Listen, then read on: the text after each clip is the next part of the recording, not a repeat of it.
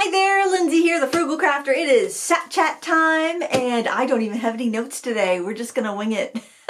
So different than every other Sat Chat. If you don't know, Sat Chat is just basically the weekly wrap up of what we've been doing here, and I love to hear about what you've been up to, different projects, what we got planned, all that sort of thing. So this is Sat Chat time. I'm filming this at 12:55 in the afternoon on Friday, and yeah, it feels early. It feels early to film Sat Chat. I've actually already had lunch and just kind of like, I feel pretty caught up this week for what I wanted to do this week, which is an anomaly, but I'm glad. So I hope you're having a good week. I hope you're ready for the weekend, if you have the weekend off. And I'm hoping that tomorrow is supposed to be sunny, hopefully not as windy as it's been the last couple of days, because I'm hoping that Mr. Frugal and I can head out to the coast maybe and either go to Acadia or Scudo Point or something like that and just kind of enjoy the beautiful Maine scenery before it's too cold and after most of the tourists leave. So it's kind of that sweet spot. It's still warm enough to enjoy it, but most of the tourists have gone. At least until mid-October when the leaf peepers come up. But that's my plan. That's our plan. And then Sunday it's supposed to rain, and also it's football on Sunday and stuff. So Sunday, I love Sundays in the fall because it's a very cozy type of like time of year. You know, football's on, people might be hanging around watching a game, I'm off doing something else, which is kind of nice to know that your family is, watching a football game and just being cozy. I don't know, even though I have no desire to watch football, but I might like sit in the living room and, read a book or something. But football season started last weekend, I think. I don't follow it, my husband watches it, but yeah, it always falls, always kind of nice and cozy. It's still warm downstairs, so this room is heated, so that's nice. I can, I have two different sources of heat I can use down here. The room of Horde is not heated, but it stays warm until, I would say, the end of October, because it's in a basement. So I can, work over there. I've been filming my pastel tutorials over in the Room of Horde, and somebody says I need to do a sticker or a t-shirt saying the Room of Horde. Maybe, I don't know. I never say never. I try not to, I've been saying yes to a lot of projects lately. I'm trying to, keep an open mind when something comes up. I've actually got a bunch of off-platform classes coming up. I have 2 classes at Michael's next week. They're ready to sign up if anybody's interested. I'll link them down below. There's a free one all about the Derwent pan paints, because Derwent sponsors the classes that I do for Michael's. Derwent sponsors them.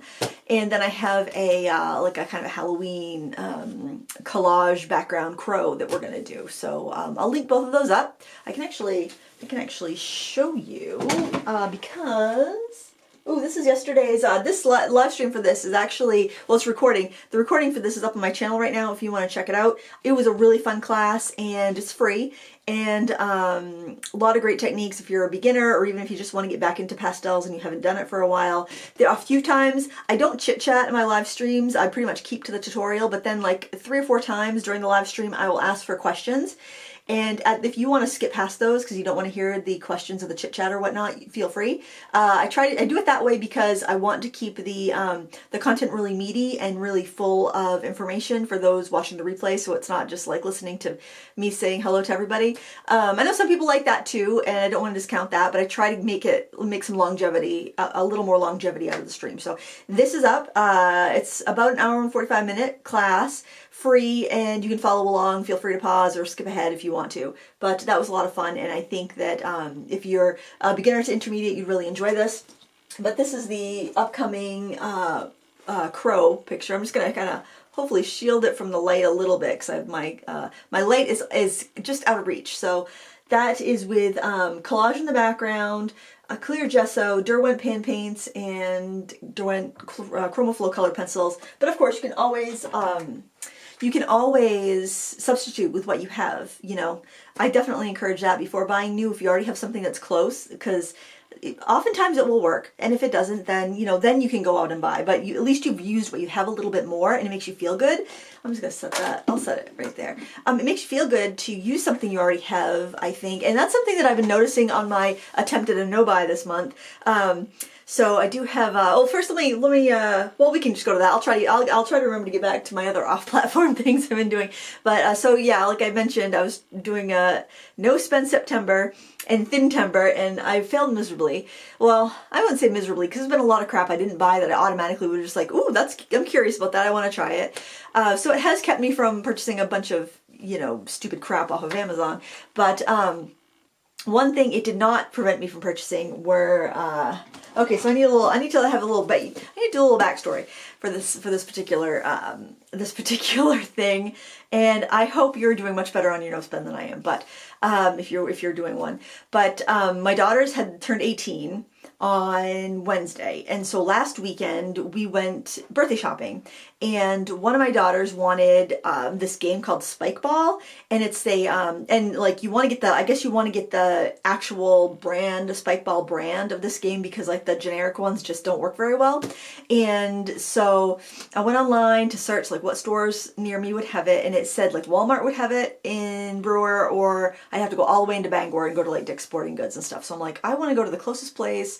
And also my other daughter wanted a particular perfume, and I looked it up and it had it there, and I bought that same perfume for her like a year and a half ago at that Walmart. So I'm like, perfect, I'll get both of them. They say they're in stock. So I found the Spike Ball, they had that, but I could not find the perfume anywhere. There wasn't a spot for it on the shelf. And so I thought, well, maybe it's like clearanced or something. So I kept looking in like all these random like end caps and stuff that were disorganized. I'm like, maybe I'll find it, but then I just kind of gave up. But anyway, I thought while I'm in there, because my husband was waiting in the car because he'd had foot surgery 2 weeks ago, so he's just kind of driving me around like driving Miss Daisy on this birthday shopping extravaganza.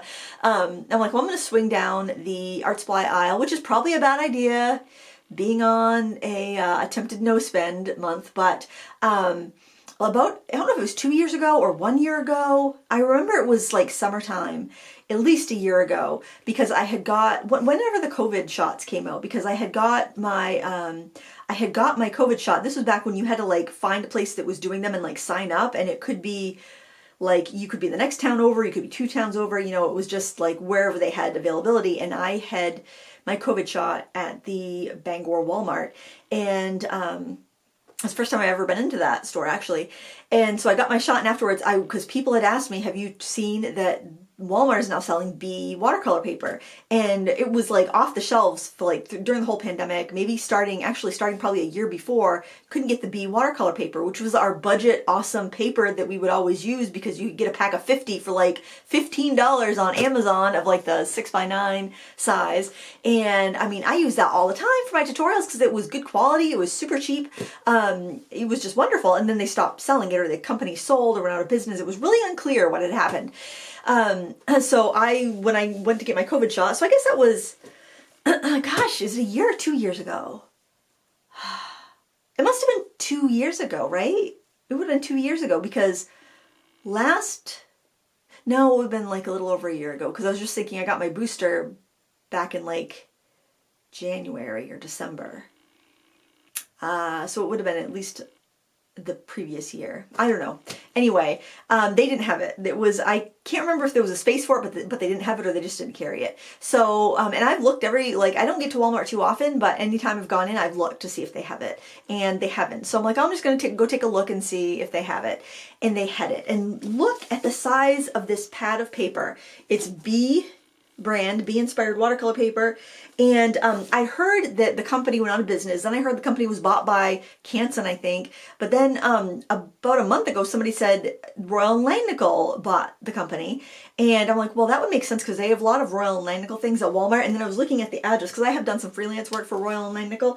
And the address on here is 515 West 45th Street in Munson, Indiana. And I'm like, I know Royal and Langnickel is in Indiana. So I actually just looked it up just to double check. Yeah, same exact address as Royal and Langnickel. It doesn't say Royal and Langnickel here, but they bought it. So I'm like, well, if Royal and Langnickel bought it, it's probably not junk. So I want to try it. And this was like $10, I think.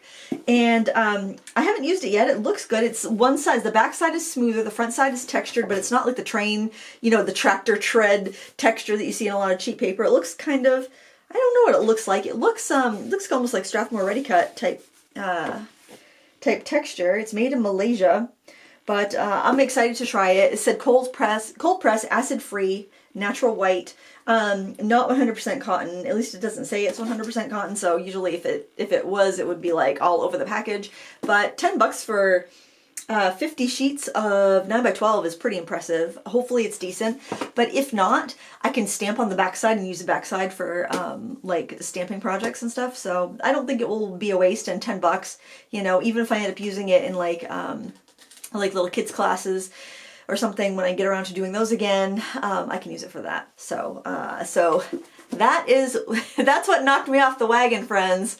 Oh, and while I was there, so I'm like, well, hey, you know, I'm breaking my nose pen, might as well go big or go home, right?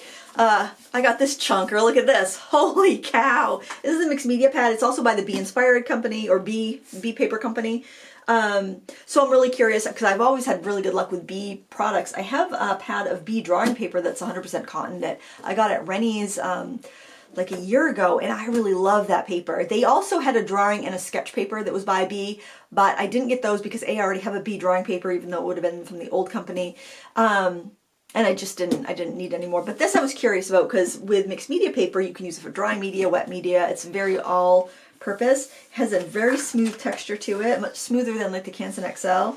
And it just looks like a really nice bright white paper, and it's perforated, so if you want to take a page out, that shouldn't be a problem. But this is 114 pound sheets. So I'm going to give this a try and see how it does with colored pencils, see how it does with, I think it's a little smooth for pastel. I'm really curious about how it might do with alcohol markers, and I think it might do pretty well because Walmart is stocking the Royal and Langnickel Azure markers, Azure, A-Z-U-R-E, Azure. Isn't that like Spanish for blue? Azure. Now that I say it out loud, I've said it in my head like a million times. I have no idea how it's supposed to be said out loud. Is it Azure or Azure? Azure. I feel so fancy. Azure. Probably both ways are wrong. I don't know. But those markers, I don't have any in my marker stand there, but I do have them in a bag because I did some freelance work with those. It was many years ago. It was when they were first launching them, and then I didn't hear anything about them. You couldn't find them anywhere, and then now they're popping up at Walmart. So it's such a weird thing. But anyways, Royal and Langnickel are a wonderful company to work for. So if you ever get a chance to do some freelance work for them, they're fabulous. So I was really excited to try these out because if it's something that's good quality that people can buy at Walmart, I'm all for making art accessible and being able to recommend stuff that people can get anywhere, because A, art supplies are expensive. B, you've got to have a pretty big minimum order nowadays if you're ordering from art suppliers online that have the best prices. So you might just want 1 pound of paper, but the minimum for free shipping is $75, or you're going to pay way more on Amazon. I like to find things that will work for people at a budget price, locally, especially if they can find it. If these are in the Brewer Main store, they're probably in every store. I swear we're the last ones to get stuff. But I couldn't believe the size of those. So that mixed media pad was $15. So it was a little more expensive, but for 120 sheets, I mean, if you got a couple kids and you just want a decent paper that they can do some drawing on, do some markers, do some light watercolor washes, maybe do some tempera or poster paint on it. I haven't used it yet, so I'm not giving it an endorsement, but I'm definitely curious about how those might do. So I was very intentional with that purchase because I wanted to try the watercolor paper, and then when I saw the mixed media, I'm like, oh, I think that would be really nice to try too. So, but I have avoided buying 2 sets of pastel shade color pencils that I saw on Amazon, so I'm glad about that, and a variety of other things that I saw that were like, ooh, I really should stock up on skeleton leaves and seam binding and all these. I don't need to stock up on those things. I still have some. Oh my word, I at least can get through the month, And that's the thing. I see something at a good deal. It's like, oh, better stock up. It's like, stock up for what? The apocalypse, the zombie apocalypse. I'm going to be crafting if the zombies come. Seriously. So if you've been on a no spend, please tell me how it's going. And thin timber, yeah, that's not going so well. I was doing pretty well last week. I got on the scale and lost 3 pounds somehow, of some miracle. And then this week I got on the scale, because if you're trying to lose weight, you should only weigh yourself once a week, they say. And if you're trying to maintain your weight, you should weigh yourself every day. That's what they say, which just seems insane and awful. But I've never been in that I want to maintain. No, it's like I always want to I always want to go in one direction, right? The curse of being a woman who grew up in the 80s.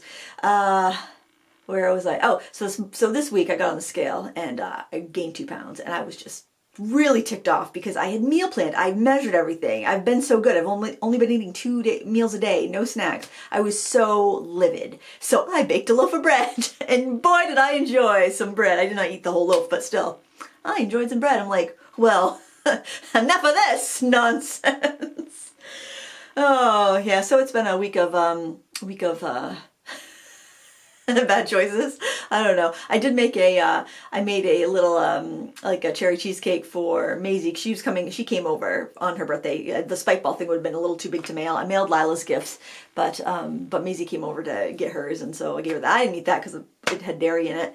I had to actually go to the store to buy some milk because I didn't have any milk, and that whole day we had workers in working. I hate it when we have workers in working on things because I always feel like I need to be available in case they have any questions for me. Like, I don't know what they would have for a question, but I don't know if they were going to finish up and want to be paid. You know, don't want them hunting around for me. I want to be available. Come to find out they didn't have the part they needed to finish it. They were just kind of getting ready to finish it, and I swear it's been an epic saga of getting my heat pumps to work.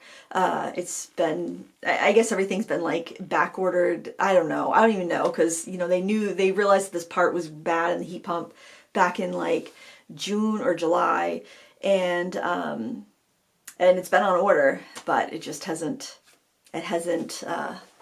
come in, I guess. So they were just fitting. They had to rewire it. Oh, it's a whole mess. It's a whole mess. But anyway, so they were in for the entire day on Wednesday, and I was just like, well, they must be finishing up. And no, they don't even have the part yet. So I could have been working on different things, but I wanted to keep myself available, so I was doing editing and other stuff upstairs so I could kind of keep an ear open if they needed anything. But they didn't. So anyway, but I was upstairs anyway, so I made a little cheesecake, and they said it came out good. I have to trust them. They probably wouldn't say it was awful anyway because I wouldn't want to hurt my feelings. But because I was thinking I would make chocolate cake and peanut butter frosting like vegan, and I could have it, but then I was like, no, you had bread. That's all you get. I don't have much of a sweet tooth anyway, so I don't really miss that. Only once in a great while do I feel like having a sweet, but. Bread, man. Potato chips, as we discussed last week, bread, any of that stuff. That I'm a savory girl. Savory and spicy. So off-platform stuff. I'm going to be teaching a class for Creative Fabrica, a kids watercolor class, and that'll be coming up pretty soon. I haven't filmed it yet. I've just got the contract signed this week. But so that's kind of an interesting thing. And next month I'll be doing a class with Sketchbook School, a live class on October 19th, which is a Saturday. And that goes on sale on Tuesday. So that will be coming up. It's a live 3-hour class. And those that come live, that enroll and pay will get a recording of the class afterwards. But the only time you can sign up for it is before the class, because after the class is live, then you can't buy it again. So that's the way they do it over there, and that's going to be kind of exciting. So it's going to be a mixed media class using like watercolor or ink as your base, and then building up color pencil on top. We'll do 3 projects in the 3-hour time span. There'll be Q&A and all of that. I've actually pre-recorded all of the demos, so that's in high def and edited, and then I'll be there live with a Q&A between the clips, the segments that they put out. So that will be pretty fun. I think that'll be nice. The class looks good. I just saw the promo for it because they do all the editing. I just need to provide the footage for them, and that's why I was on the Sketchbook School podcast recording last week. That'll come out at the beginning of October, I guess, that podcast recording. But it's fun. It's fun to like kind of see how other people do their classes, and it can help me improve my classes that I do on my own site, which is good. It's good to I don't know, it's good to learn different ways of doing things and seeing if there's a better way to do it, I guess, is the moral of that story. So it's been pastel month. We've done 4 tutorials and then the overview of pastel, and I'm getting some good feedback. The views have not been awesome on the pastel tutorials, but I have been getting a lot of good feedback from people that are actually watching the videos and doing the projects, so that's really what's important. I wish I could kind of snag more people to come in and try it, but I know a lot of people have that texture issue where they don't like the feeling of pastels on their fingers, so I totally get that. And probably the next video I do will be an oil pastel, because I want to do, it's mostly soft pastels, but I'm going to do oil pastels too. And so those videos are going up Tuesdays and Thursdays throughout the month. So some people have been, a lot of people didn't get notified for the live stream yesterday, and because like Jason came home and he was like, I didn't even get notified for your live stream, and I usually, you know, put them on in the office at work and kind of pop in and check in on you. And I'm like, well, that's weird, but I'm like, you know what? I didn't have a really big turnout, but I didn't really think much of it, because it's like, I'm not like a, you know, pastel month is kind of a new thing. I wouldn't expect that people would really know about it, and plus it was kind of, I don't want to say spur of the moment, but I did mention it, I think the day before on my blog, that I was going to do a live stream the next day, and then I scheduled it like an hour beforehand, so I didn't have there wasn't a lot of like promotion time. So, I mean, I think when I looked up at one point, it was like only 139 people there, which is kind of low for a live stream on my channel. But then I was like, when he said that he didn't get notified, I posted something on YouTube asking if you got notified for this. Because I know like a lot of people just wouldn't be into pastels or would be working or whatnot. I know it's not a convenient time for everyone, but I was planning on not live streaming these, just doing uploads. But with the girl's birthday and stuff, I just ran out of time this week.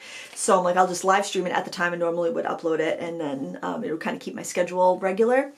But at least half of the people, maybe more, said they didn't get notifications. One person said she didn't get a notification for that or another live stream from another channel she subscribed to that day. So I don't know if it was a glitch on YouTube or if I forgot to check something, because I was streaming from a new device. So maybe there's like a checkbox you have to tick to notify subscribers. I don't know. But so I do want to let you guys know that's there if anybody wants to check it out. But I think so. We've done 4 tutorials, so there's probably 4 more to go. And yeah, if you're curious about pastels, I hope you try it out. And I do have my pastel course on sale, 50% off this month for anybody looking to learn more about pastels, and I'll link that down in the video description as well. It's soft pastels for beginner, and the coupon code is pastel50. If you're not watching it on YouTube, you're watching this like, I don't know, when you're washing your dishes or something, you can't click a link, then just remember the coupon code pastel50, or come back to this video and get the discount link. Either way, it works. Oh, I posted a video yesterday, and it is on making your own drying rack, and so I have them right here. And I got this, well, I've used these two for like over 10 years, and like this one I used for like when I varnish a paper bead and I want to dry it. They're waxed toothpicks here in styrofoam. Works so good. I've used it so much. That's why it looks nasty. And then I have this one here, which is good for like ornaments or flat beads or anything you've got to varnish. You know, you just don't want to have a lot of contact on it. I've been using this one for a long time. I put a little ribbon on it so I could hang it up.